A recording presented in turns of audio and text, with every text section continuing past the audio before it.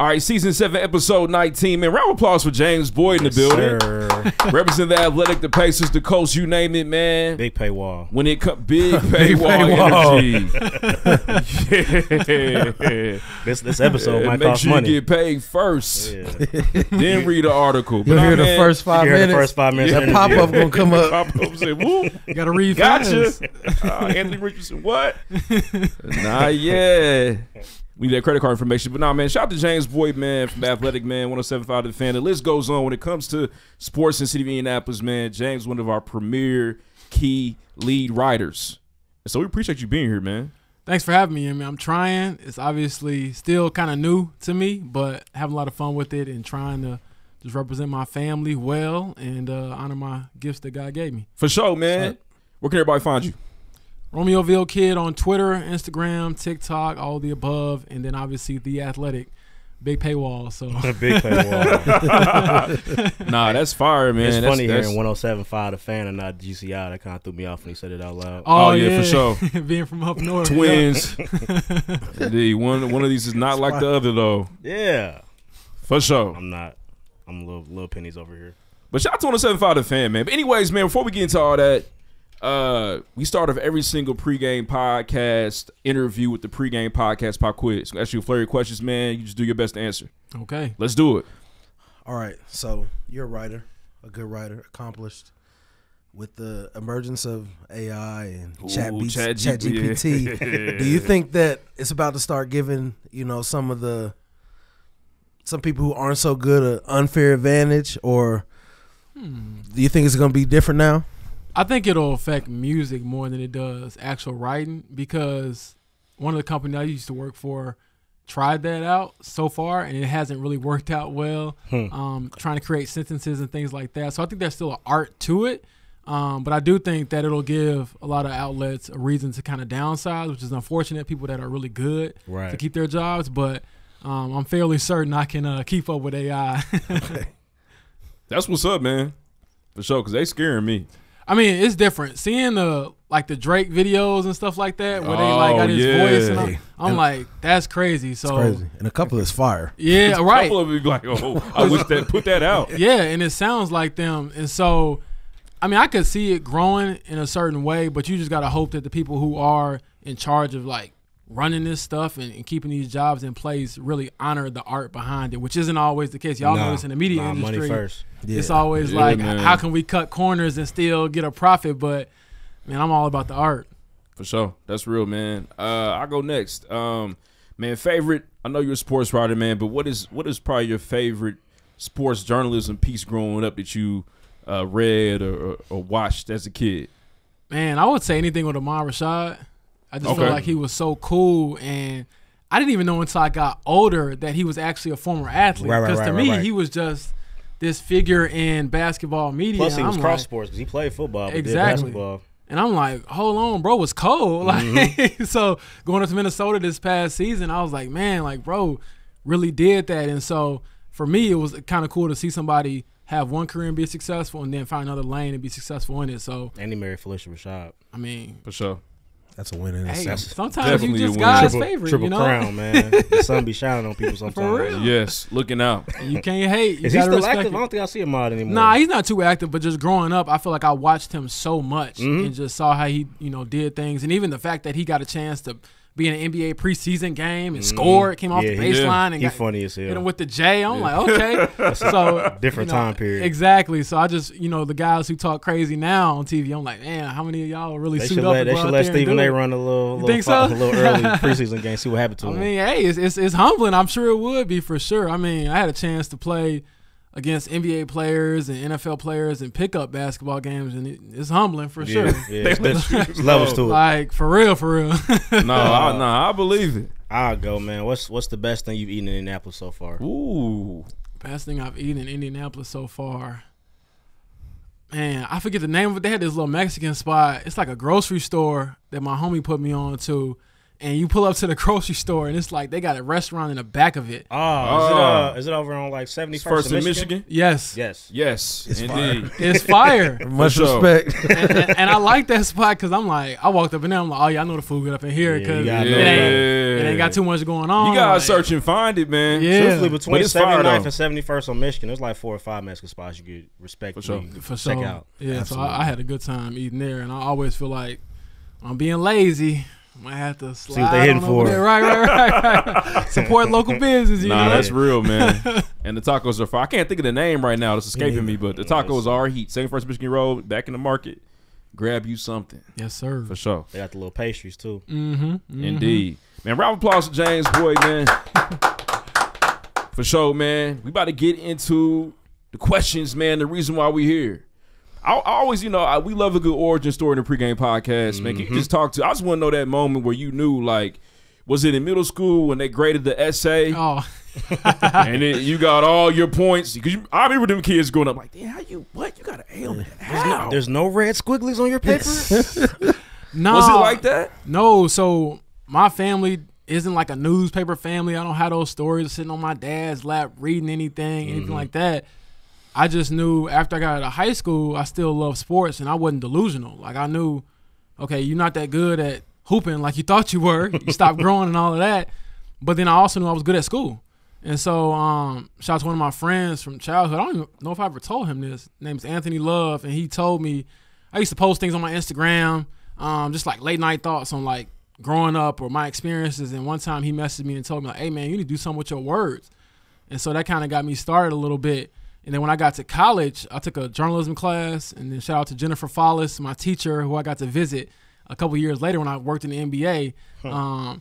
She told me to stop, bugging her after class one day and go right for the school newspaper. And so I hit the ground kind of running there. And first beat ever in life was like my sophomore, junior year of college. Student newspaper at the University of Illinois was men's gymnastics. Okay. So all the kids out there who want to cover football and basketball, Takes time. humble Gotta yourself. get there first. So, I mean, y'all I'm going around talking to dudes that's ripped and buff, and I'm like leotards and all this. And I'm like, dang, Creatine, like, man. But cauliflower honestly, ear. for real. Yeah. But you got to learn. I think in that moment, I was like, okay, how bad you want it, and how much do you enjoy doing this? Because there's other lanes of sports media. If you want to root for a team, you can work for a team. But I was like, I want to tell stories. Right. And so that's when I kind of got that ball rolling with it and just stuck with it, man, and grinded it out. And obviously it's worked out at least a little well since then. But no, it's going very well. man, yeah, it's been a whirlwind, but definitely something I wouldn't change any step that I had to take. The grinding. And honestly, in some ways, my job now is easier than when I first started and things like that. So it's been a lot of fun for sure. Shout out to the Alumni, man. For sure. Shout It's out an to IU Illinois, podcast, man. but Alumni are cool. Indeed. Man, look, I know some of them. Yeah, we're Hoosiers here. Man, true story. I had a freelance gig with the Associated Press my senior year. Illinois basketball. I graduated the year before IO came, so they weren't good when I was there. They were like John Gross was still there, Nana Egwu, like some of those players, and Carson Edwards came and dropped 40 on them. And I remember thinking like, and it was like the first 40 ball in a Big Ten game at that venue since like Big Dog, I think, or something like that. And I was like, whoa. And I'll never forget seeing Carson dunk on like the Illini big man twice. I was like, dang, this dude is explosive. He can shoot. And For sure. That's another tale of a guy that didn't make. Carson Edwards was a Celtic for like a year and a half. He was on the Celtics. Yep. He was on the Pistons for a game. He came 2 years ago, and they called him, I think it was during COVID, they called him up. And it was like a thing that game because I was covering it. It was like, hey, make sure you include Carson and get a picture of Carson. And it's a shame, too. He was auto offense. Like, man, for whatever reason, didn't translate, but he could score. But sure. I still remember that Virginia game and that whole run and all of that. But, yeah, man, that was Illinois basketball. It was strugglesome back then. They're a little better now. They had Kobe for a while. Was a long time ago. Yeah, it was. Man. It was. He had the whole, I feel like the whole state wearing headbands and trying to get Darren cornrows. Williams and Luther Head. They had a squad back then. Darren for sure. Williams, because Darren Williams was cold, but I didn't know he was going to be like who he came. Yeah, iconic. He ended up being real cold in the league. I mean, I don't think he might not be a Hall of Famer. NBA's weird. I'm not even not a Hall of Famer though. for and sure. I'm Much not saying respect. that like he should be in. I'm just knowing the NBA, like their Hall of Fame is so like a lot of guys get in. Put it like that. The it's- stipulations ain't the same like the NFL. Barrier entry's not crazy. But yeah, like- but bro was cold. Like peak. Y'all know that era. It was like, is it D Will? Is it CP3? That's what I was gonna say. He's like the T-Mac to Kobe. Yeah, like the yeah, It CP3s. is. That's perfect example. Yeah. So- Osman the D, the crossover was, you know what I'm saying, was something special. Yep. And he had one Everybody of was the doing it. coldest haircuts of all Of all time. time. Oh yeah, Of all time. yeah. He Wait, was perfect hairline. His powers went along with it when the haircut started slacking. That's when it was all related. Indeed. Yeah. It was all related. For sure. Basketball Jones soon after. He did all right for himself though, man. He got Man, 100 million. Yeah. He got For 100 sure. million. Yeah, he doing all right. Indeed. Can you just talk about, I want to kind of get into, what was that? I feel like growing up, hearing about journalism, you hear all the time this is something that's very difficult to get into Yeah. and to find a career path in. I know you talked about the grind, but can you talk about what was that big break for you? It was like, okay, I'm about to tell mom, dad, hey, we made it. I'm on. I got it. I'm about to write for life now. Man, so you know what? I probably made that leap during college. I came in as a communication major, and I was kind of just floating around, and they was like, if you want to write, you need to be doing journalism. At the time, back then, I thought I was do broadcast, like reporting right. live and all of that. So my degree is actually in broadcast journalism. Oh, wow. Okay.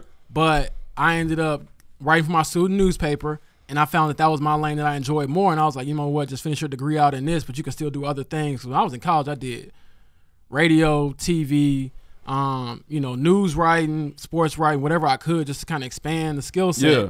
And so I remember telling my parents, like, I know y'all paying for me to go to school and helping me get through this, but this is what I want to do. And for them, and I shout out to them, my mom and my dad, they never told me, like, no, you got to do this. You got to be a doctor. You got to be a lawyer. You got to go Right. into this. You ain't going to make no money. It was always, okay, if you want to do this, be serious about it and just go for it. So and then if you don't waste our money. Yeah, and basically they was like, if it doesn't work out, you have a degree from University of Illinois. You can find work somewhere else and still be okay, but chase your dream first. And then my pops, shout out to him, that man was just like, I could tell him I'm going to the moon tomorrow. He'll be like, okay, just give me a postcard, while you there. Yeah, that's like, support is major, man. Like that's how real, and I'm not saying that as exaggeration. Like my pops always, my mom, everybody in my family, my sister, they were just like my grandma, I'm praying for you. So that kind of just gave me that really just, I guess the it's spirit bomb. Yeah, and a bit of like, I don't know if it's arrogance, but it's almost like just defiance. Like, nah, we gonna make this work. Right. So I always felt like, just give me one shot. I don't need every opportunity. I just need one.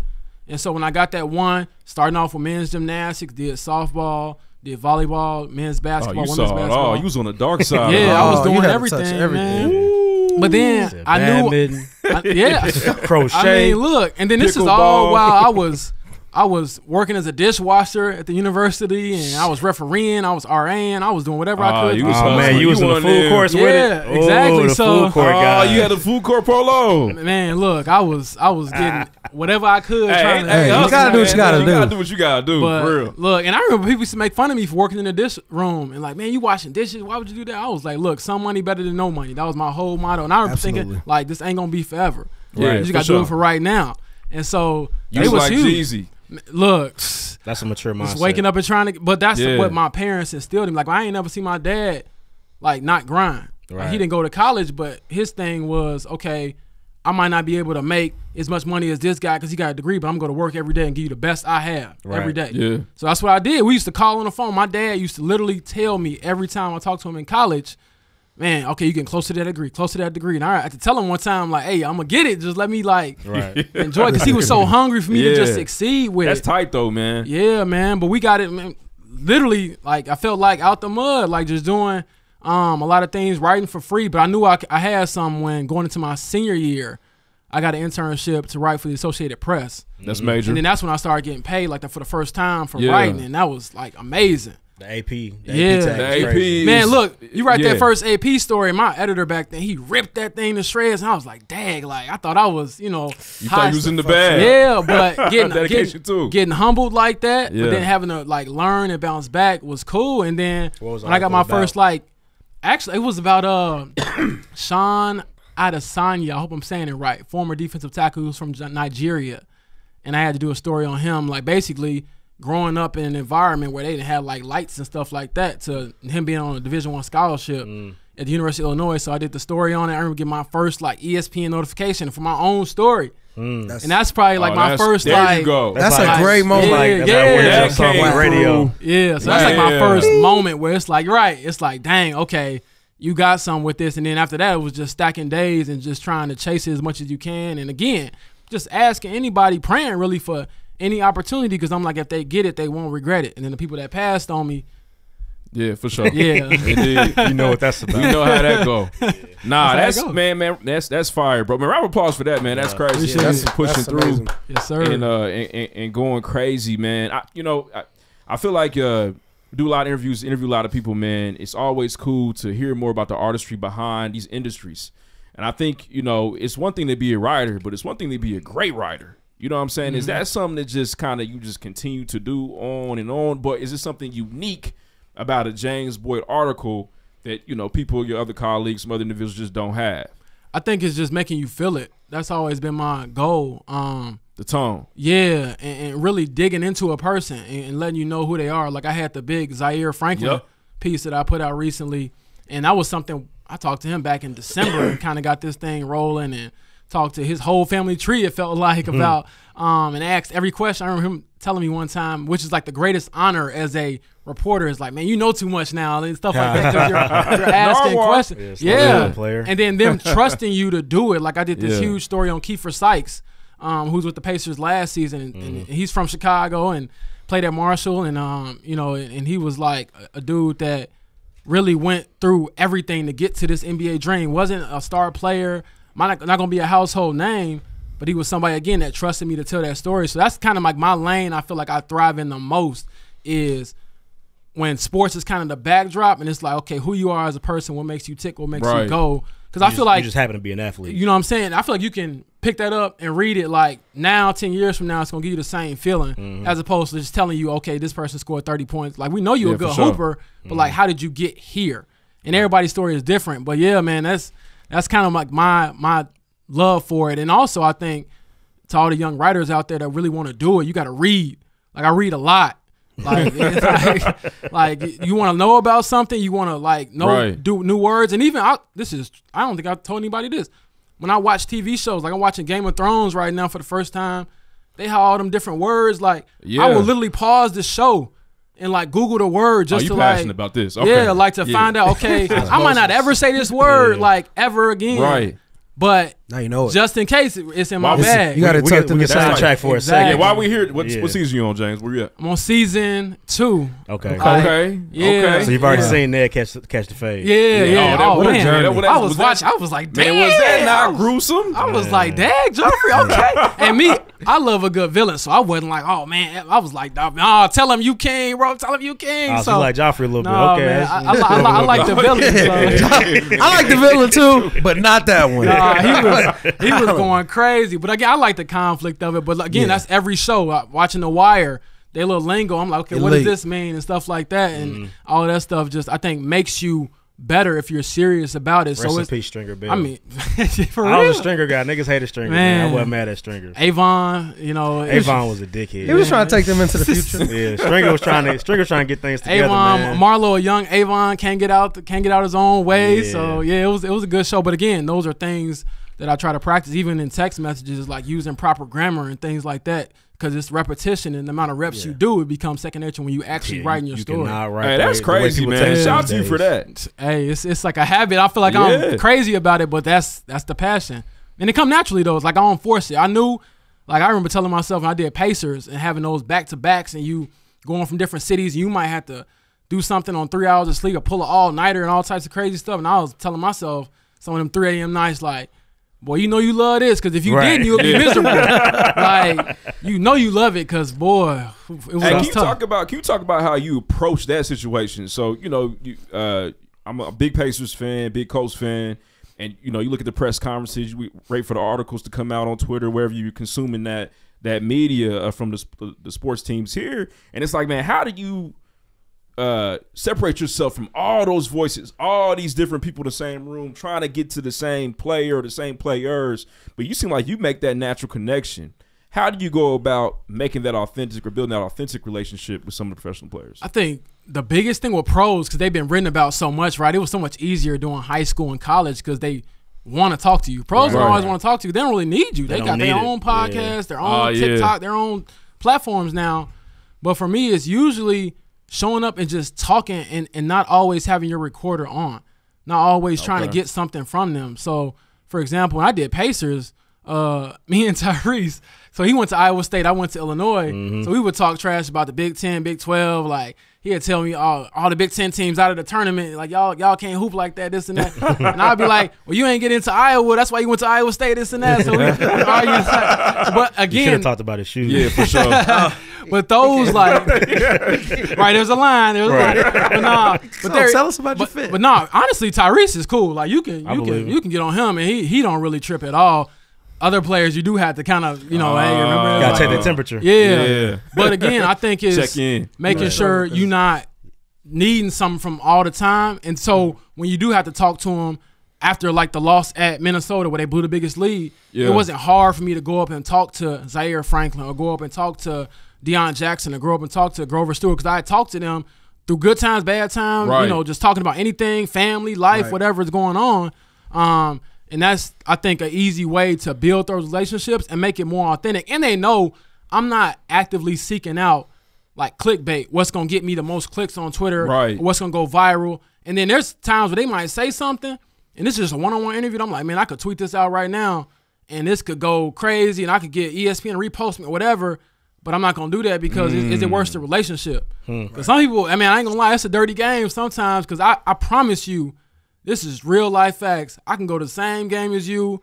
The Pacers could lose by 1,000. I could take whatever they said and make it look like they won. So it's a lot of power in that. So y'all create a narrative, man. That's for what real. I'm saying. So when you authentic about it and you real about it, and even when you critical, there's a respect still there. They'll respect you more because of it. And if you just ask real questions, sometimes like I think I got respect because I will be one of the few in the room that would ask a real question. Right. Like I remember me and Anthony Richardson I don't know if y'all saw at the combine. There's a clip. They were asking him about being nicknamed after, like, he said he called himself Cam Jackson in high school because he modeled his game after Cam Newton and Lamar Jackson and all that, right? So they all in there asking him these questions, and it's a light atmosphere, and I'm like, no disrespect, but in my mind I'm thinking, no, you weren't Lamar Jackson, you weren't Cam Newton. Like these guys were first team All-Americans, Heismans, future NFL MVPs. Great value, Cam Jackson. I asked him, I was like, hey, what can you bring a team right now? What do you think of these teams labeling you as a project quarterback versus being and he hated that word project. He was just like, what you mean? He had me repeat the question like over and over. And I guess he thought I wasn't going to ask it again, but I did. And I asked him, okay, like some teams view you as a project quarterback. Now, I think he missed the whole some teams and he thought it was me saying this, but it's fine. And so he was like, oh, I don't even know what that means. And then somebody else asked a question right after about him being a one-year starter. They're like, hey, what do you tell teams about not having experience? And then he was like, he turned back to me. He's like, well, my guy here said I'm a project. And then the whole like room just started laughing, this and that. And there was like this bit of tension, but you go back and read everybody's story from that day. They're not using the quotes that they got from their questions. They're using the quotes that I got from mine. It was a little tension, but I think it was respect because it was like, I'm not going to feed your ego. I'm not going to diminish it either, but I'm going to keep it real. Like, they're not drafting you because you was killing in college. They drafted you because went crazy in the college. You had potential. You had some moments where it was like, man, I could see this player, I could see this, and then obviously the combine, he was just a freak. Yeah, it was and crazy. So when he came in that first day to the Colts facility after he got drafted, like first in-person interview, room full of people, his family. I said, hey, Anthony Richardson, I'm the guy at the combine who asked you about being. He said, I remember, and it was like a funny moment. But again, it was a respect there, and I asked him a better question, I felt like, kind of just knowing how he was. Right. And he gave me a great answer, and again, that's the answer that people use for their stories. And so, it's all about respect and making sure you do your homework too. Like, don't ask something that you know the answer to, and ask questions you don't know the answer to, period. Right. Like, that's a simple thing in journalism. Like, I try to go into the locker room. Zach Kiefer, my colleague, taught me this. He's like, man, shout out to Zach Kiefer, man. Legend. Zach, a real one. Zach would tell me, hey, go in there and ask questions you don't know the answer to. Like, literally, So you might think you know everything. You don't, man. You ask these guys a question, they might take it way over here, and you got a whole different story topic and things like that. So it's still learning and growing every day. And I think I love about it is you can never learn enough. Right. Never. Has an article ever got you pressed before? This is a great question. Yeah. You know what? It wasn't even an article. It was that, and then so after they got smacked in Jacksonville last year, Before the turn for the playoffs, 24-0, Yeah. like down there in Jacksonville. That was my first game solo. Zach wasn't there. I think he had to go to a wedding for his family or something like that. So I go in the locker room. It's dead silent. And I remember the last time they were there, Shaquille Leonard, this before I got on the beat, he said, you know, we're going to let it burn in our hearts. We're going to go back down there. We're never going to let this happen again. Something along those lines. And I remember writing something like, I think my lead to that story that I wrote after that game, I was like, you don't need to beat a dead horse. The Jaguars already did that. Damn. You know, and then I was like, I was like, that's harsh. It was like, it was a bar, but it was harsh. And then I did a podcast for us, and they clipped it and put it on social media where I was talking about, I said, man, they were saying about this fire. I didn't see no fire. And so the next week, they go out and beat Kansas City. And so I come in the locker room, and Shaq going crazy. He like, keep that same energy. Keep that same energy. He talking, and he basically yelling it in the media direct, but I know it's towards me because he was talking about we ain't got no fire. That fire's still burning. That fire's still burning.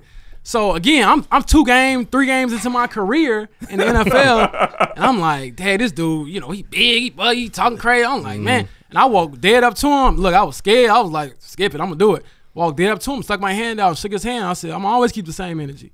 And I think that was a respect moment there because they're going to try to sun you. That's tight, man. Yeah, That's tight. Walking up to a goddamn maniac like that. Right, he be in the trenches. I was just thinking like, one of the best linebackers in the NFL. No, real talk. Those are the moments where they will test you and see if they can, that's you know, crazy, if you're going to fold, if you're going to swim, or you're going to sink, you know, just those types of moments. And I felt like, hey, you got to own it. Like, and that's what I would expect from a player. Like, I never want them to feel like I'm asking them to keep it real, then I can't. You know what I'm saying? So, yeah, and then since then, you know, we butt heads on different things, and Shaq is just an emotional guy when it comes to the game, period. But he's a good dude overall, and no, like, hard feelings, but he know, hey, you play good, I'm gonna respect that. Right. Y'all don't play, I got to tell it like it is. It is what it is, but it's definitely a learning experience. Maybe I don't, you know, think about what I say on podcasts a little bit better these days, but still, I don't shy away from nothing because I know everything that I say and I write, you got to own that. Just like they got to own their performance on the field. Yeah, for sure. You still here still doing your thing, man. I was thinking, look, you can't hit me now, so it is what it is. I mean, you could. Then you got your own newspaper, your own website. You know what I mean? It's over. Exactly. Romeoville Times. Crazy. Oh man, with the paper, riding in the beat on the beach. So I want to ask you, I like the way you approach certain subjects, but I want to ask you like some big stories in the news right now, how you would approach them, right? Yeah, go ahead. So what is the James Boyd article about Zion Williams' most recent situation look like? You know what?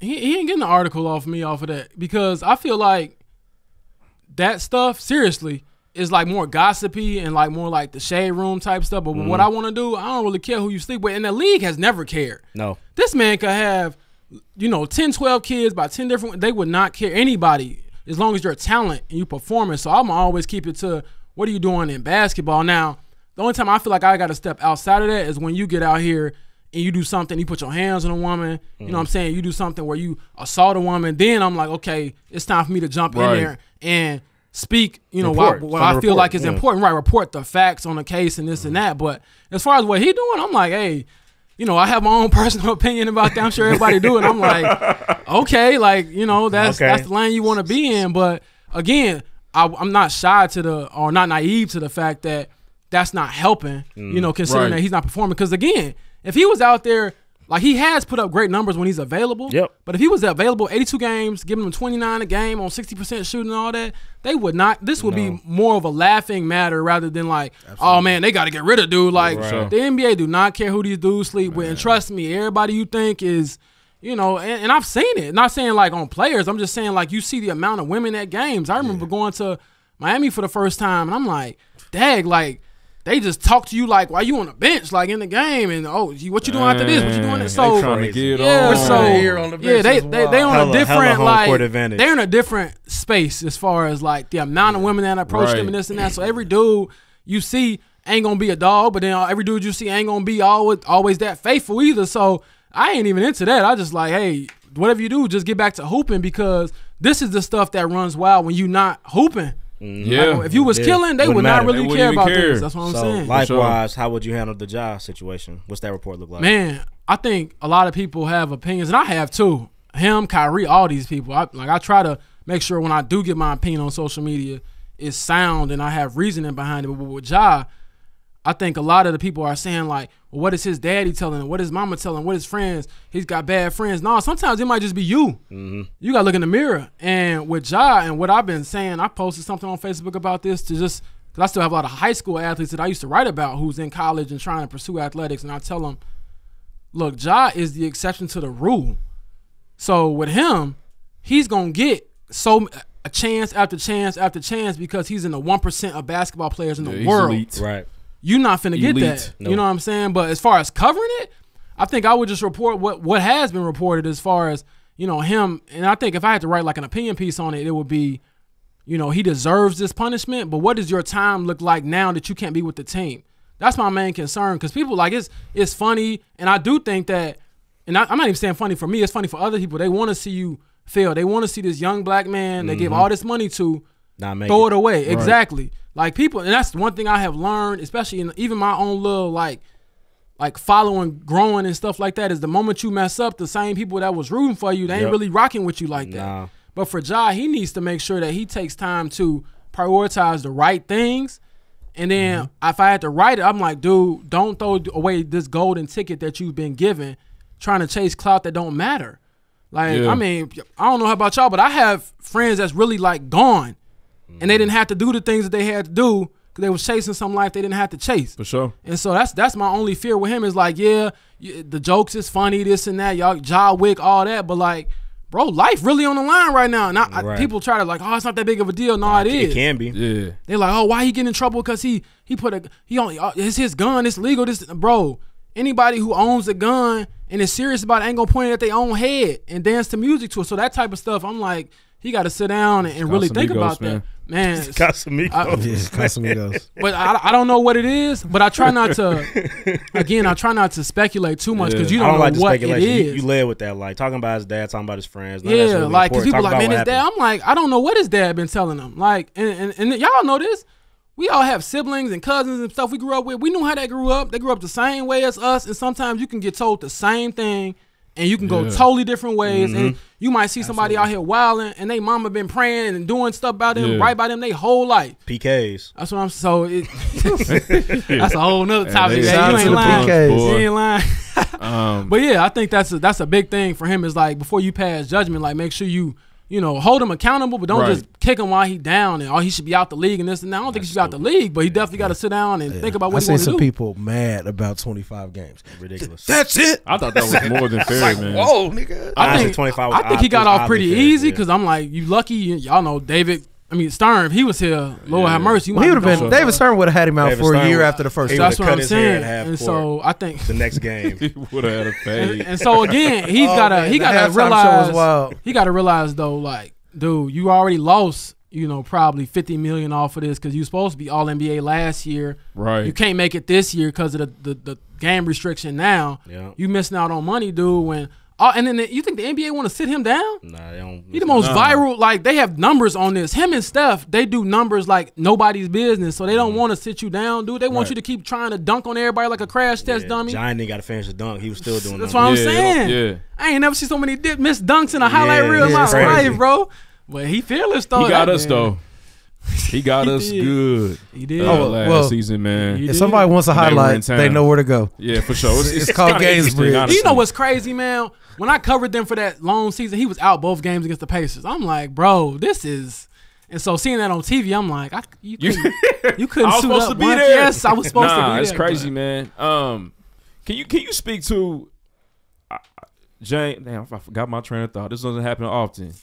Well, I got a question. If you go ahead, Rev. So what does it look like for you as far as like are you in charge of what you write? Like, or do you like face pressure from like your superiors? Like, nah, we need you to cover this.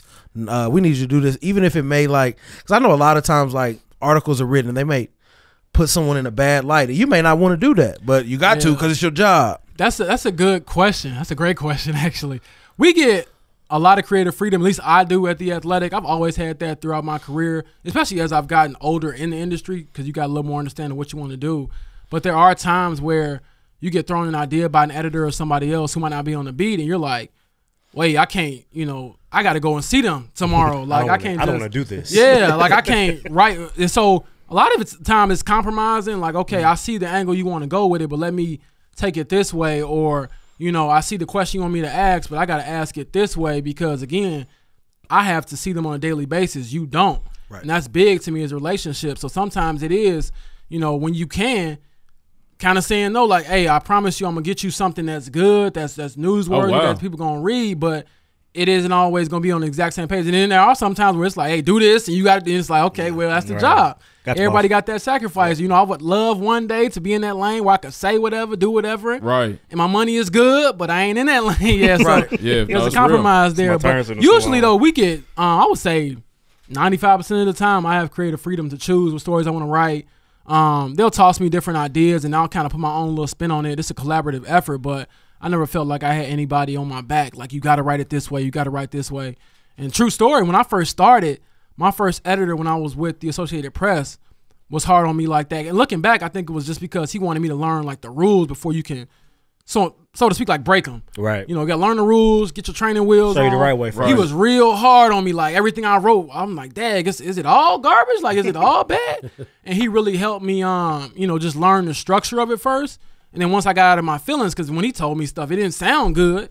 It definitely wasn't the nicest way of delivering the message. But you making this dude sound like the guy from the Spider-Man. Man, look, that's kind of how it was, man. Straight up, bro was killing me, man. I was like, I remember thinking, true story, I was gonna quit. I was my senior year. I'm not finna spend my senior year in these press boxes with some dude telling me I don't know how to write. Like, I can go do something else. I'm at the University of Illinois. I can get a degree and whatever, and I'm gonna be straight. Right. Like, that's how I always felt. Like, God gonna make sure I'm making me some money. I'm gonna be good. But right when I was finna walk out, one game, Shannon Ryan, she used to work for the Chicago Tribune. She's now a women's basketball editor at The Athletic. So we kind of like full circle. Right, that's tight. She stopped me on the way out and was like, hey, like, that story idea I heard you going over with your editor that he kind of chewed you out over, I'm going to use that today in the Chicago Tribune. Now I'm going to use it this way. This is what I'm going to do. If you need any advice, here's my number. Fire. For real, like, and that was the day I was finna, like, quit and be done. Y'all was no podcast, no nothing, like, coming from that. And she's kind of stuck with me and kind of guided me. And I remember she was telling me, like, you could do this. And that meant everything. And I remember she couldn't make it to a game for whatever reason down the line a few months later. And she sent me a picture of the Chicago Tribune, and they had pulled my AP story. And she says, look, like, what I tell you, you're doing it. And I remember thinking, like, dang, like, yeah, that was, that's a crazy real-life internship you was going through, getting AP articles in college. Yeah, that's crazy. No, it was hard, and it was so humbling, like, for real. And I thank the guy, even though we didn't always see eye to eye, I think that's a great lesson learned. Sometimes you got to take your ego out of it and, like, just hear what they saying. Even if it ain't nice, I'm like, dang, bro could be a little nicer, but what he telling me is real. Like, you got to work on this. Your words ain't good enough. You got to get faster at this. You got to, because AP used to want the story, like, the game would end. You have to have your first, like, version in 5 minutes after the game end. And then you go, yes. So you writing during the game, and then if it's a close game, you got to write two different versions. The win and the loss. Yeah, so that's that's crazy, man. That's the multiverse. He was pledging. Man, true story. I'm telling you, like, when it comes to, that sounds so stressful. Man, it is, and until you get the hang of it. And so that's one of the things where I learned that when I got to the media side is all these articles you see, like, as soon as something happens, you're like, man, how the heck it was pre-written, right? And just in case it did happen. And so for me personally, I know there's probably like 50 articles that I've written that, like, never saw the light of day because it just didn't happen. Blackberry with the side scroll.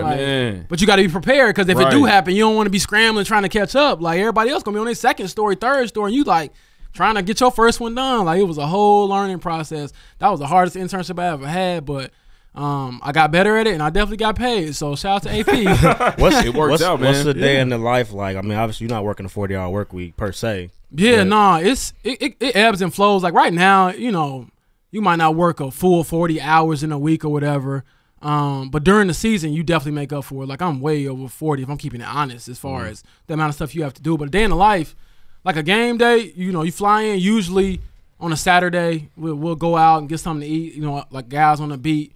different guys, Stephen Holder and Man, shout out to Stephen Holder, man. Yeah, another guy, great dude, man. Really like a kind of a mentor to me and kind of showing me how to do it. He is awesome. Yeah, no, he's good people. And so we'll go out to eat that night, and then game day, you wake up, we got to get to the stadium, at least I would probably say an hour and a half, 2 hours sometimes early. You get there early, you got the media pass. It always takes you forever to find out where you got to park, where you got to go in at, certain doors and all that type of stuff. You go up there, you get you something to eat. They'll feed you before the game. You get all your pregame notes set up, push out whatever little stories you wrote that week just to get a little more traffic on them. And then during the game, it's all about note-taking. Like I'm taking notes on my laptop. I got a little notebook that I keep notes in, writing down like plays that you think might be significant later, and then writing little bits and pieces in the article. That way, again, you not get to the end of the game, you don't have nothing done, no thoughts, no nothing. Because every time you think you're going to remember something, you're not. Like, write it down. Like, that's true. That was true when I was in school. Like, every time you think you're going to remember, I remember that. No, you don't. Write it down. And then we use it later. And then after that, we go down to the locker room. You probably spend about 45 minutes to an hour in the locker room just gathering information from different guys. There's different tactics. Like, all the star players, the quarterback is going to have his own, like, thing at the podium, but everybody else is in the locker room. And so sometimes you got to, like, okay, was this a game where the quarterback really did a lot? Should I talk to him? Because they probably going to send over what he says through an email, but some of those little one-on-ones with different guys, position players and stuff like that, you might not get them, sent to you. So you got to get in there and hustle and bounce around. And that was kind of like what I had to learn last year. It was my first time being inside the locker room because when I got to the pros, it still was COVID. Right. So you was out, and then you do that. And after that, you if a game is at 12, you might be done with the locker room and all of that by like 6, and then you got to go back up to the press box, and then you basically starting the article. Like, you might have bits and pieces, but you got to write that. That's another hour and a half. And then, like, that's if you lucky. Don't let it go to overtime or have some crazy finish, or let it be close where you got to move some stuff around. And then we might get out of there, overall would say you might spend realistically probably 8 hours in the press box on game day. Leave that, go back to, catch your Uber or get back in your rental car, go back to the hotel and get ready to catch a flight in the morning. But it's definitely long days, like on game days. But during the week, it's pretty like 9 to 5. They have practice maybe at 12, and then they have people talk to you afterwards, and then you write from 12 to or 2 to 3 or 2 to 5 or whatever. And it kind of goes and comes, though, because sometimes, a player might get traded or a player might sign an extension. Like last year, we was out to eat when Quentin Nelson signed his extension right before. So we was literally out like at a Mexican spot in Houston, and everybody phone started buzzing. Yeah, we like trying to type on our phone and trying to make sure we eat the taco and everything else. But that's the trade-off, is that you never really off. Right. Like, you can never really unplug. Like, you always got to be. Even Isaiah Rodgers, like when that happened, I didn't have much to do that day, and then it was like, I was waiting on y'all's tweets too, man. Yeah. Man, I was locked out of my Twitter account that day too. That was crazy. And what was you up to? Man, I got a new phone. Oh, okay. Yeah. This dude. No, said man. the bookmarks was going crazy. I got a new phone, and he got the 2-factor verification. Yeah. It wouldn't go through or something like that. So shout out to The Athletic for having Twitter reps. I was like, dang, I know I'm. Damn, that's crazy. You on the inside. That was crazy, bro. Because I was not like really panicking, but I'm like, you got agents. I was kind of thinking like I don't really care that much, but low key my job might really care like that. I can get back in my Twitter account, but I ain't have access to Twitter that day, of course. And I'm like, of course this happens. So they was texting me the tweets, and I had to write it off of like what I was seeing through them, and that was all crazy, man. So sometimes it could be slow like today, and sometimes it could be crazy like other days. Can you walk us through the Isaiah Rodgers situation? Well, what you can tell us at least as civilians, we saw it play out kind of slowly. Did you have a heads up? No, that's the thing. No, and I believe the Colts didn't really know what was going on as far as him being investigated by the league and all of that. So when the news broke, I guess the difference is instead of like being a fan and just consuming it, you got to try to confirm stuff. Like even if a guy like Scheffner put it out there and he's like 99.9% right all the time, as a journalist, you're supposed to still try to like corroborate it yourself. Like, okay, reach out to your sources and let me see if this guy gonna let me know if it's him or this person. You try to, do a few people to make sure it's the right person. But before we even knew the name, you start to think, okay, who could it be? Like, we been a while now. Okay. Something about him. We was in the group meeting. We was in the chat trying to figure it out too. It was just like, okay, the report. Yeah. This report I think said like a young player, defense, not that big of a name, household name. But okay, but even then, you still don't want to.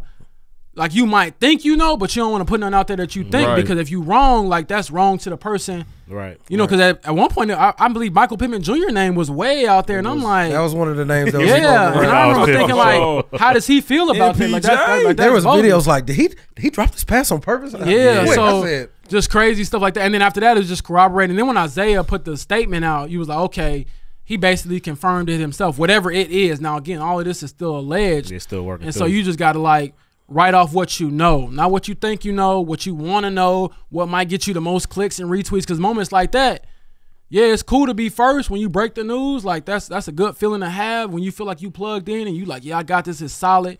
But if you wrong, man, your integrity, it's everything in our field. We'll never follow you again, man, for real. And that's how it is. I remember that blue check fake. Man, look, he on Twitter blue. Man, I swear that's how it was for a minute. But I remember when I did Pacers, I got the scoop that they wasn't gonna trade Buddy Hield after they just got him, because that was a big thing. Like, are they gonna flip him again? And so I put it out there. I knew it was good, and so that's a flex too. When you put it out there, you know it's solid. Everybody like, man, he ain't Woj, he ain't Sean. How you? And then they come in like a few minutes later, like, yeah, so I'm like, talk that talk now, talk that talk. Exactly. So that's crazy, man. Man, that was crazy though. And again, it's all a learning experience, because you don't know who you might have to reach out to. Because I had to call like the Indiana Gaming Commission and try to get a statement from them. And see if they could verify. So y'all doing some research, y'all like, okay. And that's the part that I had to learn when I got to doing, and when I got to like NBA and NFL, is like, it's a business.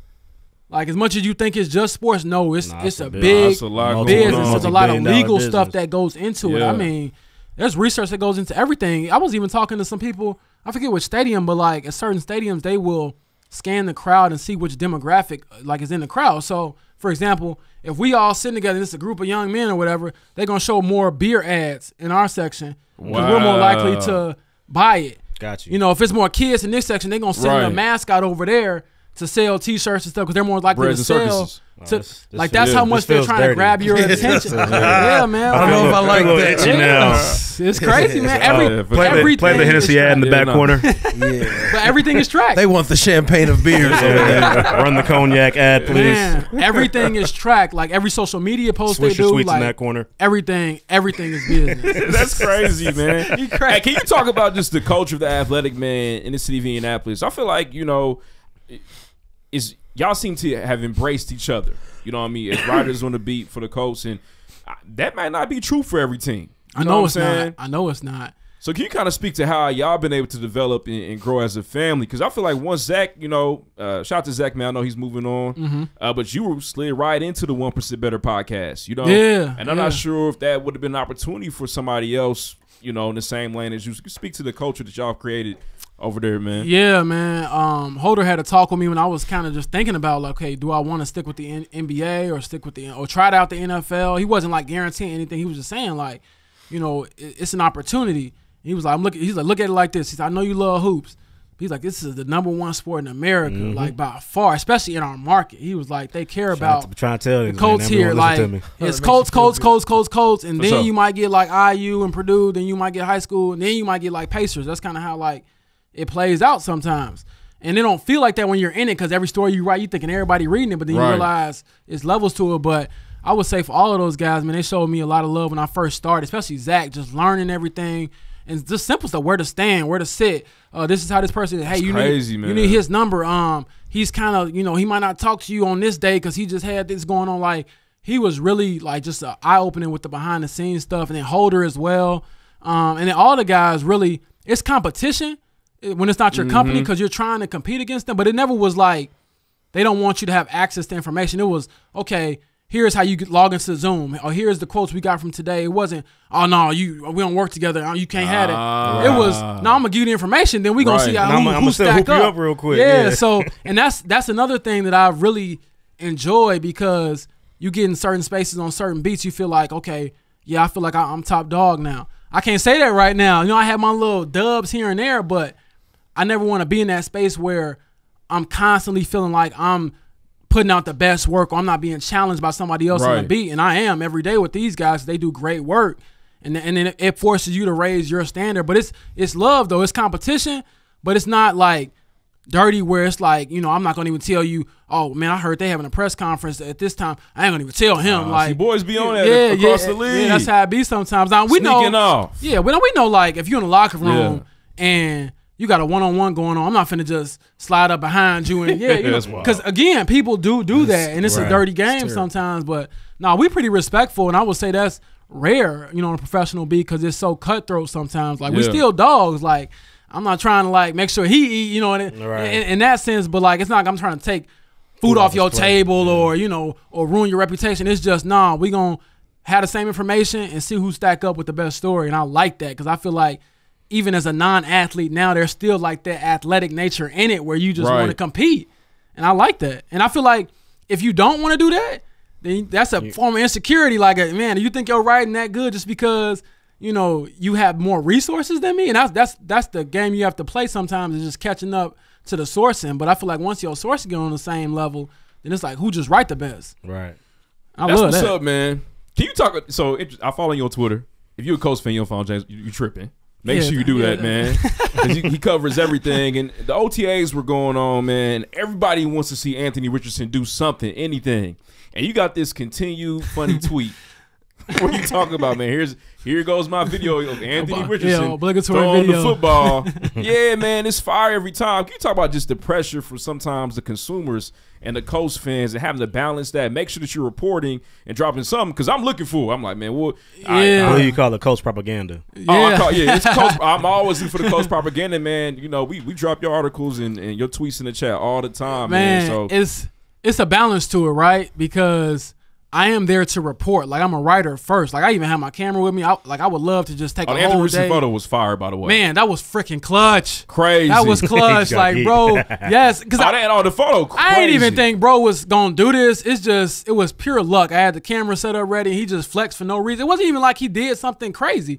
I think he was just having fun, and it came out fire. And I was like, I think his agency or something reposted on their Twitter page or not the Twitter, Instagram page. And I was like, man, like, okay, like that's something I'm sure he saw it. Yeah, like, hey, you never know, man. The more things you can do, and then y'all know people love to see themselves. Yep. So that's like an easy way to kind of get plugged in with athletes. If you take a few photos, especially when I was in the NBA, because you could get really close up on them. I get a fire picture in the game, somebody dunking or their shoes or with a fan or something, and that's how you might get a number. Now or y'all get friends. Yeah, man. And so with AR in particular, is finding that balance of, okay, I know when they warm up, they're going to have all those drills where I'm not going to write anything off of that. I'm like, I'm not about to write about how many times he hit the net.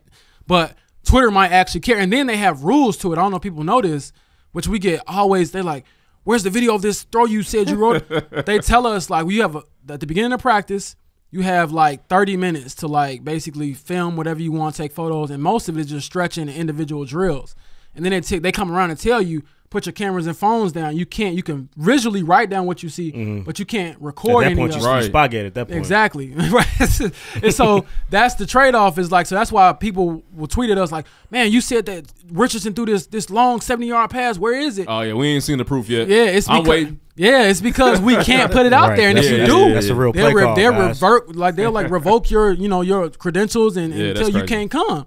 And so that's the balance of it. So usually when it's during the video portion, I'll try to like throw up a couple videos, a couple photos and things like that just to keep everybody engaged. Because I do understand my job is not possible without people wanting to see what I'm seeing. And then just bringing you into places that normal people can't like come into. I don't say that in an arrogant way. It's just you have a unique job. You're in a unique space. You want to bring them into that and kind of detail what you're seeing. Even when I'm writing, like with post-game locker room, sometimes your scene that you're setting, you got to bring them into the locker room. That's what I'm always telling myself. And what one of my good friends, Nate Atkins on the beat for the Indy Star. Shout out to Nate Atkins. Yeah.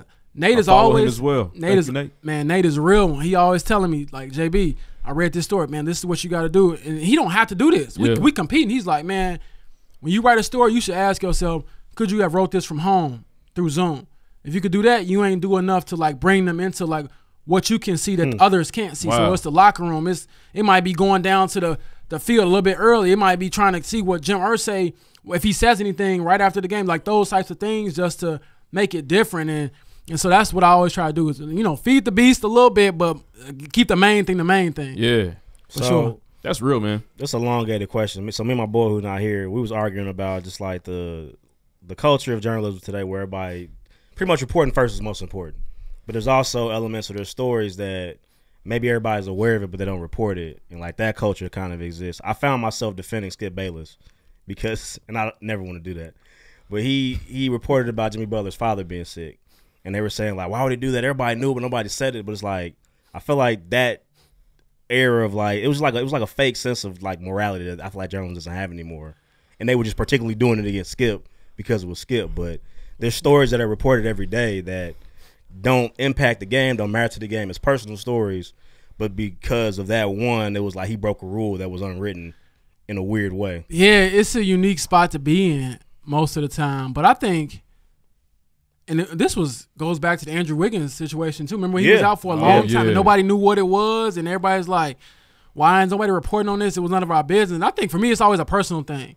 Like, can I sleep at night and be good with that? Like, am I so thirsty to be first on this to burn that bridge? Like, I might not get as much engagement or views or followers off of this, but again, you got to see them at some point, and they're going to feel some type of way, because how would you feel if they put your business out there? So I'm not even saying Skip was wrong in that sense and other journalists, but it's just me personally. I kind of have to fill it out by a case-by-case basis. And usually if it is more like something that isn't like illegal or something like that, and it's something personal, I respect that. But don't ask me to like hold water for you if you out here doing something crazy and I'm like, dude, this is a police report. Right. You did this. right. Like, you know, or you know, yeah, like hold on, you hit who? Yeah, you're in 4K. Like my boy say, Mark Phillips, like you're in 4K. So those are the times where I don't always feel like you have to, you know, honor that. And I think that's a healthy line we always have to kind of toe as writers, because they're not our friends. Like, you might think you're friendly, but they in a totally different world than you. Like, I wrote the story on Zaire Franklin. We're cool. Yeah. He is not my friend. Like, he's somebody that I know that I'm cool with, that we're cordial when we talk in the locker room and things. But they ain't, like, I'm not going to hang out with these dudes. Right. Yeah. And then half the time, like, I never want to feel like I'm somewhere and you can't be yourself. Right. And so, and I know there's certain things that I've been told, I've seen myself. I'm like, I'm not going to put this out there. But it ain't always the case for every person. Like, some people really, like, they don't care how they get there, how they get to the top, or how they get to their money. For me, I'm like, man, if it takes longer value to stuff, man. For real. But y'all know, like, just building a podcast, like, if it take longer to build it, but you built it the right way, it's gonna last longer than like foundation jumping on the first thing you see and like, yeah, your first video might have did, or your first listen might have did this, but then you can't sustain it. So I was like, man, I'm always been like, if it's gonna take longer, but it's the right way, I can live with that. James, how you feel about podcasts in general, right? Because the barrier of entry to be a journalist is it ain't the same. It doesn't. There is no barrier. Nah. Because I've interviewed a lot of people, Jack. Talk that talk. No, that's not what I'm saying. But we have done that. There's certain things I learned today. I'm like, dang, there's certain things that I can work on and we can work on together as a team as we do this space. But what is your perspective and thoughts on that? We interviewed a young lady who's in the sports journalism digital space, Bailey Jackson, and she kind of mentioned how, like, I'm doing my own thing. I'm not necessarily trained. I've done some work, but I'm gonna take my passion and just make it happen myself. What is your take on that, man? I think it's two sides to it. I think you definitely do need to have someone in your corner, someone you reach out to learn like the rules to this, because some people just don't know rules. For example, a lot of people don't know you can't just take a photo off Google and use it for your platform and throw it out there and repost it if you're monetizing it, because you don't own that photo. Like, you can get sued for that. Getty gonna come see you about that. Exactly. And so people don't know that. Like, they genuinely just don't know. And it's not that they're trying to steal work. It's just that they thought, I got this picture of LeBron, a picture of Kobe, I'm gonna use it. Like, no, you don't own that. Like, that's part of the reason why I even got my own camera, because I got tired of like copyright this, and I'm like, I'm gonna take I own it. I say where it go and who can use it and things like that. And so that's one part of it. Know that. And so I think that it's important to make sure like, okay, just the certain different rules that you teach you in school. And you ain't got to learn in school, but again, if you're really about it, do that type of stuff so you don't get caught up later is what I'm saying, because it will come a time where people might not offer you that grace. Like, I've seen some of my stuff get reposted. I'm like, hey, man, just throw me a tag or whatever, but this is how you got to go, because – and then, even then, next time I'm gonna come see you. Yeah, and then even if people don't know this, just because you give me credit doesn't mean I gave you permission. Right. Like, you can't just take it and tag me. Like, I don't really trip over that too much, But there are a lot of photographers out there who I understand that's their breadwinner, that's their main thing. Right. They're like, you can't just take my like I got to be compensated for this, which I respect. But then on the flip side, I'm all for getting in however you can, especially for us, because they tried to freeze you out for so long. I mean, I'm still going in places where I might be the only young black man in there. Yeah. You know, I've been in places where they might stop you and ask where you going, and you like, dang, dude, I'm in this same arena every day. Press pass. With the same, you see me every day, you know, Right. and those types of things. So I don't mind That's unfortunate. people finding that lane and doing it, and really just making it happen for yourself, because I think if you're really serious about it, you'll study it more too. Like, don't just get into the space and then think, oh, I'm gonna do this, do my own thing. Like, yeah, you can do your own thing, but there's certain ways about doing it in a professional manner. This is not Like, I ain't saying, yeah, you ain't got to be like super, like, you know, suit and tie. Oh, we don't never had no fun, never laugh, never curse, never this. But like, you know, find your little niche, but also be serious about it. And that's my biggest thing. But as far as, you know, people criticize, like, oh, they're bloggers, they're this, they're that, man. They doing their thing as far as I'm concerned. Because I feel like more competition makes you better. Like, if you're that intimidated because somebody else entered the space but didn't follow the rules, get in there, like, man, skip the rules, bro. Like, them rules wasn't even built for us to succeed at all. So I ain't trying to hear nothing about no rules. Like, nah, like, not at all. Because I feel like even the lane I'm in now, like, I don't know how many guys with TikTok there. They haven't done it in a while, but I just did it a couple times throughout the season, and people actually liked it. Like, oh, man, like, this is the hotel you stayed in. This is this. And it's not a flex. It's just showing them, like, this is really possible. Like, when I go back and talk to the high schools, I try to tell them, like, this is really possible. You can find a lane. And then because of the way media is now, there's so many different ways to get in, like with social media, with podcasting, with photography, with videography. So, yeah, you might want to hoop. You might want to keep playing. You might want to do whatever you want to do on the court, on the field, on the track. But if that don't work out, it's a million lanes to get in and still do what you love and make some money off of it too. That's Have real, you, man. I mean, you used to hoop in high school, so you mentioned that earlier. Have you kind of faced that, like the new defense mechanism? It's kind of an old one, but they revitalizing it now. Oh, you ain't play, you know what you're talking about. Because right now, new media is a lot of actual former players. So have you kind of faced that? Yeah, that JJ Redick lets boys know. Yeah, JJ Redick will tell you in a heartbeat every time. Yeah, I mean, there's a certain level of that, but you also got to have some humility in yourself, right? Like, I can't sit up here, and this is what I've learned a lot is before you criticize a play or a player, just ask them directly, okay, I saw this play happen. This is what it looked like to me. Can you explain it to me? And then they'll tell you, because I can't tell Shaquille Leonard, like, okay, were you in the right spot? Hey, DeForest Buckner, were you lined up? I ain't never did it, like, at that level, and I don't know. Like, they probably going to forget more football than I'll ever learn. So there is a level of that. But then at the same time, I'm not finna just let somebody tell me I can't be critical or I can't write something or have an opinion because I didn't play it at the highest level. Right. You know, because there's a lot of, to be honest, a lot of athletes that go into media that don't know what they're doing. You don't know what you're doing. Yeah, so it's like, nah, I know what I'm doing. You in my space now. The Associate Press editor ain't been down your neck. Exactly. And some people swear by that, like, well, you don't even. I be like, all right. Man, I think a perfect example is that is Mina Kimes. Like, people like get on her all the time about like, oh, she's a woman. She ain't up, man. Mina knows a lot about the game. And you talk about somebody who I looked up to, like, before Mina really got into being on TV every day, she was a prolific writer. She probably still could be if she wanted to do it. She could write, she could podcast, she's one of those types where you can do everything. So, no, I ain't trying to hear nobody tell me, like, what rules you got to do, what you got to follow, like what lane you got to be in. Like, you create your own lane, but you got to have a certain healthy level of respect for your field to at least learn the history behind it, the way you go about it, the rules with it. Because like I said, some folks ain't going to offer you the grace that you probably deserve or you should get. Because some people are like, I'm waiting for them to slip. As soon as they do the wrong thing, I'm going to let them know I'm going to jump. Like, no, I try to tell people ahead of time, like, hey, man, next time you might want to ask a question like this, or next time you might want to do this, or and by the way, they watch you. Absolutely, man. I mean, and that's one thing I had to learn too. Maybe y'all have been in the same position, but once you get a little bit of a platform, the moment you do slip up or you're not, up to the standard you usually are, you're gonna have all these detractors. So even with the love, I don't really feel it like one way or the other, because it's like, nah, if it ain't, my mama, my dad, my grandma, my sister, then I don't know if it's for real or not. You know what I'm saying? Like, you might be gone here today, gone tomorrow. Right. And that's something I had to learn because it really affected me. Because you want to be liked, right? You want to be accepted and all that, but you're never going to have 100% approval rating in this field ever. Nah. Like, ever.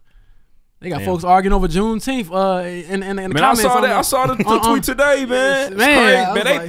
Hey, listen. How you mad over ending slavery? Man. I know why. White folks wilding, man. I seen black people. It's like black folks arguing. Wait a about minute, it so Indiana's doing that? Man, I don't know. We don't know. That's crazy. It's a thought that'd be a profile Boston with no picture, They man. never have a picture. But I saw the retweet, man. I thought that was crazy. I mean, it is what it is. And again, this isn't everybody. I think that this is just the space that you in. I got a lot of people that are allies that really root for more equity and equality. But, you know, like I said, I had time today to hop on that. But every now and then, you know, you kind of got to clap back. Your day off. Yeah, exactly. But, nah, man, I mean, that's what I had to learn. I mean, I remember working up in Northwest Indiana, and I had written stories about everybody's grandkid, coach, team, alma mater, all these schools. And then when George Floyd happened, I did a series on, you know, why that was wrong and why that, you know, shouldn't be the way it is, and the conversation you have to have with young kids about, you know, this, if they look like me, if they look like us. And they wasn't feeling that. No, man, I remember the same folks that was telling me, oh, I wrote this great story, was all of a sudden I'm this word, I'm that. You know, you don't deserve this. You need to be fired. It's some old white yeah, stuff up in and so Northwest I Indiana. had to learn that. I had to internalize that, not hold on to it too much, but just learn, like. But also remember. Yeah, like all the love you get ain't always as real as you think it is. That's so real. you tell them thank you, but it's like, it might not be what you always hoped it would be. I learned that fast. I was like, dang, y'all really feel like this just because I'm saying like this dude didn't deserve to be choked out. Like what we talking about? So but I appreciate you though, James, for, you know what I'm saying, because I think when you do get in these spaces, and it can be difficult at times to be your authentic self. As a writer, knowing that there's other individuals that have, you know, now when you talk about humanity, it's political. Yeah, that's how it's taken. Yeah. It's taken. We don't want to get too political on this. It's crazy, man. You're talking about human stuff, and so. But I appreciate you, man, because I know you've been doing the work for a long time, and you stand on the fact that, you know, I'm a young black man. These are my experiences. And you bring it to the forefront when you need to. And Stephen Holder does a great job as well. Yeah. Y'all do not shy away from those moments at all, and so. I appreciate y'all for doing that, man. No, I feel like if you really about it, now you don't have to be out here and be freedom fighter. You gotta be Umar Johnson. Yeah, you ain't got to do all that. But there are certain times, especially when it's like an experience I definitely know I can relate to. Like I've been pulled over and literally told by a cop, you know why I pulled you over? Or asked, you know why he pulled you over? I'm like, no. And he's like, well, you just going fast enough to catch my attention.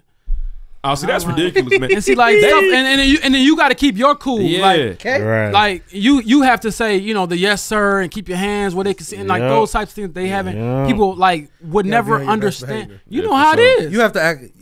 We as black people have to act like the trained person. Oh boy, and the officers. That's how it is. Fight or flight. Right. Yeah, man. I mean, I've been pulled over, asked, you know, who car this is, and you thinking, man, all them dishes I bust down in college, this is my car. Respect my accurate like, brain. He messed up. And then I was saying that too. I got a Honda Civic. I'm like, dang, I ain't even got something really nice. This how you. I don't deserve a Honda Civic, officer. I'm like, dang, I can't get my little gas. You got me messed up. I'm like, man, this is the old one. Right, but it's motivation too though, because I'm like, okay.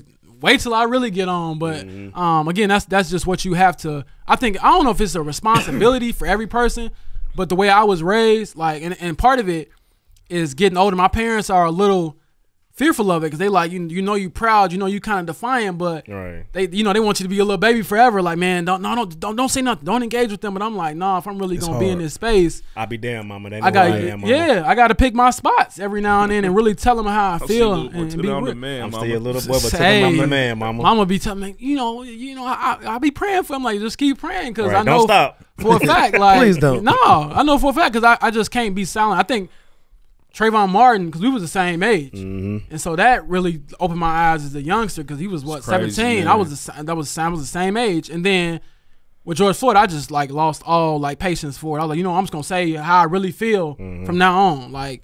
The edited clean version for Twitter because I got to keep my job with The Athletic. But there are times where I'm like, man, the first draft of this tweet was all cuss words. And I don't even cuss, which is crazy. So I'm like, man, so it is it's a balance you have to fight every day because there is always somebody in the mentions talking crazy. But my block, I'm like the Kimbe. I checked the other day, man. I got I legit have like over 1,000 accounts blocked on Twitter. They show you the number. I never seen my number. Yeah, you could check it on your phone. It's Play, dark. man. My blockage is dark. Man, because when You be at home doing this? man, look. No. Y'all know, man. I'm thinking I'm paying for this phone. Oh no, I can't do this. No, that's real, man. Hey, man, what's the pinnacle of success for you, James? Man, like you man, got the foundation of riding, going crazy. Signed your deal. You with the man, Athletic. young at the Athletic too, man. Young in the game. So like, where are you trying to take it? Where do you see yourself next? Man, that's years? always the question, right? Every time I feel like I said I wanted to do this, God gave me something else. I would just say, if I could just look my parents in the face one day and just tell them like the life that y'all raised us through, which was good, like man, this is I could tell you right now to your face, we got generational wealth. Like I ain't there yet, and I guess that's what I'm really striving for, to make sure like when you look up, at your grandkids one day, you know that they straight. Like, for real, they ain't got to worry about how they going to go to school. They can go to any school in the country. As long as they get in, they can be paid for. They're going to get all the advantages that I saw my peers have when I was at these PWIs. And, they wondering why I'm washing dishes because, mama and daddy can't send me $800 a month for rent. Right. And so I want to be that parent where, you like, I'm going to make you appreciate it, but I don't want you to struggle. That's the benefit. I like that. Yeah, exactly. Like that. So I think that's probably the pinnacle. I'd rather work through that blessing than have to work through the other way. Exactly. And then as far as the work itself, I don't even know, man. Like, I love what I'm doing right now. I know I have goals for myself.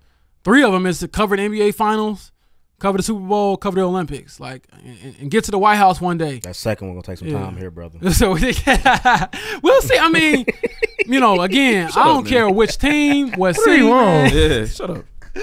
You trying to get me in trouble, but no, I think that's my thing. If I could tell, if I could tell my family one day I'm going to the White House, because some team won a championship or something, hard. and we going to cover them at the White House, like, that's probably the pinnacle.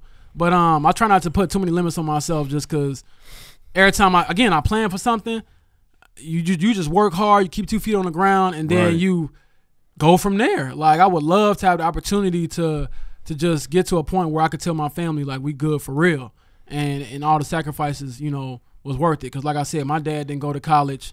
My mom, didn't go right after high school, went back, got her master's. She got her master's when me and my sister were young. I got a twin sister. And so she was working full time, raising 2 kids alongside my dad, and went back to school and got a master's degree in business and got like a 3.8, 3.9 GPA. Crazy, man. And I remember telling my mom, like, I think she was close to the end of her degree, and I'm like, how come you just don't turn in whatever you done? Like, it can't go below 3.5. You good. And she's like, but that was her though. She's like, nah. And she had this weird thing growing up, y'all, where she would tell us, is this a good B or a bad B? And I'm like, what you mean? She's like, did you try to get this? Man. Did you try to get an A and then you just got a B? Man. That's how she was. Like, so they're important. It can be kind of annoying, but that's important. I get it. I understand. It's like being called to the kitchen table after the midterm. Well, you got more time. This is temporary. That's what I'm saying. But that was the standard that she had. The midterm was my downfall. Again, that's what I want to honor, man. And then obviously just have an impact on the folks that look up to me, because I know it's not lost on them. Like, I try my hardest even now to go back and talk to my high school, go back and talk to the high schools I used to talk to, show them what I'm doing. And, I even brought them on my press passes one time. Like, this is where I went to New Orleans. I went here, I went there. And so just tell them to dream big, championship man. Rings one day. Yeah, a little bit.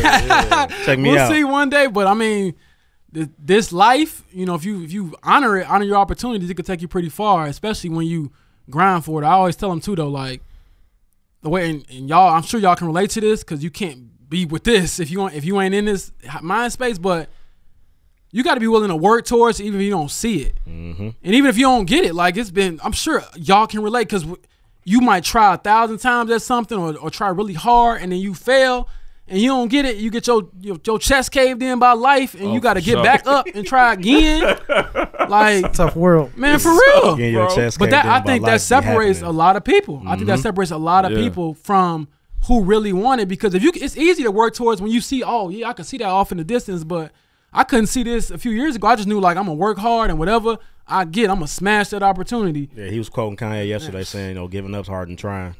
It's true. Giving us way harder it's true. than trying. And that's why I also don't give too much energy to people that criticize you after you fail, it's like, how you didn't do this, but I had the guts to just try though. Yeah. It's easy to criticize when you ain't never put your whole heart in anything. Like I put my whole heart into, I feel like all the things that matter in my life, my relationships, my family, you know, the writing. Again, it's times where I be up late at night like, bro, what story are you going to write? How can you do it differently? Like, this is the stuff that I go through. Seriously. It's not just you waking up and I get to go to the game for free. Like, nah, it's okay. How do I keep going to this game for free? Because I want to be the best at this. Trying to go to the next game for free. Man, for real. It's also weird going to a game as a fan. I'm like, Lions? What is this? Like, where we sitting at? What? Peasants. Right. Yeah, right. I'm like, Last question as we get out here, man. What are you most excited about this upcoming Colts season?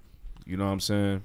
I think it's seeing Anthony Richardson, the ups and downs. I think it's really cool to see somebody go through, like, the metamorphosis, so to speak. You know, it's easy to hop on and write about somebody when they're doing well and things are going well, but I want to see what he's like when he gets hit with adversity because the league is going to humble everybody. It don't matter how great you are. And he seems like he has a great head on his shoulders. He says all the right things right now. And I'm not saying he's gonna run away from that, but the writer in me always wants to see how you are when it gets hard. Yeah, you want the full And just story. honestly, as a man, like, how do you respond when it get hard? And I'm looking forward to that. And then seeing how he can potentially overcome it because he has all the talent physically in the world. And I think he has a good head on his shoulders. And again, just somebody that's extremely, extremely gifted. I look at him and I'm like, yeah, God, sprinkle a little extra, dust sure, on the you, lab, man. Because, yeah. I mean, the stuff that he does, you're like, yep, God just decided he was going to be a football player. You're one of the favorites. Like, Do you see him starting? What's the sign saying right now? I would think so. They're not gonna say who's a starter for a long time. They probably gonna hold off as much as they can, maybe even until the week before the game start. But I think he has a good chance too. He just has to. I don't think he'll be a better quarterback than Gardner Minshew by week one because there's such a big gap that he has to take. And Gardner Minshew is like low key one of the best backups Very last solid. night. For sure. Very Yeah. solid. Shout out to Minshew, man. He can solid. really Now. like play. Yeah. And so to me, it's like, does he know the playbook? Will he go out there and at least know the protections and won't get like killed? You can't put him out there and he don't know what's going on and he's a deer in headlights. If that's not the case, you roll with the young dude, you take the lumps as you can, and you hope by the season's end, even if it ain't the most wins, you know, if it's 5, 6, 7 wins, whatever, but he progressed throughout it and you feel like you got a dude, then it's worth it because y'all know the league, NFL, it's all about the dude you got under center. Once you get that in place, man, it's crazy. everything else is easier. Quarterback-driven league. Yeah, it ain't the NBA where you get 3, 4 guys and you got a team that's going to automatically make the playoffs and have a chance to win it all. Like, you can have 3 or 4 all-pros if they ain't at the quarterback, Right. you know, defensive end, cornerback. Right. Yeah, you ain't Don't winning matter. nothing. Yep. So we going to see, but I'm excited for him, man. And I think a lot of people, you know, it's like boom or bust. Is he going to be a superstar? Is he going to be, you know, this guy that they swung and missed on? But I was just proud of the city for drafting him. I was shocked. oh, Hey, we man, went. we We all drafted knew. him, We all man. knew. Like, and man, dude. And then also, I want to see what it's like to have a true dual threat back there at quarterback because they ain't We had, had that. no threat. Yeah. Man, it was I've been threatless for a while now. it was definitely tumultuous last season. I'll Bunch say of that. old white Show, guys for man. Like that word? It's ridiculous. Tumultuous is a good word. Boy. Nah, man. Hey, man, round of applause for James. Boy, man, this was awesome. Appreciate you, man. Appreciate Thank you, man. Thank you for all the wisdom in the gyms, man. We're looking forward to those articles, man. Go ahead, get past that paywall, man. I'm a Sure. cop. I got an ad today that said 12 months for $1. I got that. I could do that. There we go. See, there we go. I There could we do go. Support the business. But like I said, thanks for having me on. I appreciate it, and I'm always gonna support my own. So I guess on Juneteenth it was fitting to come and kick it with Oh, y'all. It all man, we lined up. appreciate it, Yes, man. sir. Yes, sir. One more time, Indeed. can they find you on Twitter? Romeoville Kid, Twitter, Instagram, TikTok. Got some things up my sleeve I'm working on, so just stay tuned. Shout out to Romeoville, man. I did not. Shout out to 1%. I just found out about it today. I appreciate y'all. And shout out to you for being an outsider. You get a different perspective to our sports teams here, man. You get a very honest perspective, so appreciate that. Yeah, man, I still remember that Colts loss to not Colts lost, but Colts dub over the Bears in the Super Bowl. I thought when Devin Hester ran it back, it was destiny. No, it wasn't. Nah, And it wasn't then- no destiny, and then it man. was, You Peyton went to- Manning. You went to school next day. I Right, didn't, yeah, James. it was it was Peyton Manning, Rex Grossman. I'm like, I think one of them is better than the other one. But boy, I was Yeah, lit. look. It was You couldn't much tell of me that, nothing. look. It was Slow much action. ado about nothing, my dog. Yeah. Kicking me while Hey, I'm at least you down. weren't a fan back then. I wasn't. He wasn't, man. Shout out to Peyton Manning, though. One of the best times in my lifetime, man. He's a dog. We just Shout knew out he was to gonna my get guy. What were you. you, like 11? 16. Please. Sophomore in high school, man. Don't do that. Sophomore in high school. How old My were you guy. when your team won the Super Bowl? He's 40 now. Oh, That's obvious. Yeah. It's okay. I just want to Now know. let's move on, man. We'll see y'all, man. Next. Next. Next.